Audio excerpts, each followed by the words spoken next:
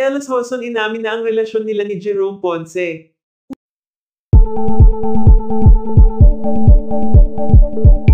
Usap-usapan pa din sa social media ang pag-amin ni Ellis Hoson sa hiwalayan nila ni McCoy De Leon. Ayon kay Ellis, matagal na umano silang hiwalay ni McCoy, hindi lamang umano nila isinasa publiko dahil ayaw umano niyang pag-usapan sila ng masa. Gusto umano nila na sa kanila na lang muna kung anong meron sila. Nagsalita umano siya para matapos na ang issue tungkol sa kanila ni McCoy. Halos ilang buwan na din umano mula nang magpasya sila ni McCoy na itigil na kung ano ang namamagitan sa kanila.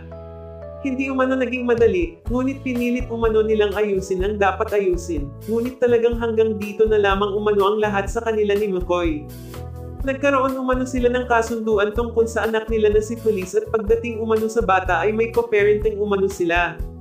Marami man umano pinagdaanan ng relasyon nila noon ni McCoy, ngunit panahon na din umano siguro para piliin nila ang mga sarili nila. Piliing maging malaya at piliing maging masaya. Mahirap umano pero pilit umanong kinakaya ni Ellis para sa anak nila. Marami umanong pagsubok, ngunit may isang tao umanong laging nandyan nung panahon na hindi na umano alam ni Ellis kung saan huhugot ng lakas. May isang Jerome umano na nagparamdam na kamahal-mahal siya at isang Jerome na muli niyang pinagkatiwalaan para sa puso niya. Matatanda ang naging magkarelasyon noon sina Ellis at Jerome, mga bata pa umano ang mga ito kung kaya nauwi din sa hiwalayan ng namuo nilang relasyon noon. Samantala sa pag-amin ni Ellis sa relasyon nila ni Jerome Ponce, sinabi din ni Ellis na hindi umano si Jerome ang dahilan ng hiwalayan nila ni McCoy. Bago pa man umano dumating si Jerome sa buhay niya, ay matagal na umano silang hiwalay ni McCoy. Samantala marami naman sa mga netizens ang nagsasabing sana umano ay inayos muna nila ni McCoy ang kanilang pagsasama para sa anak nilang si Feliz.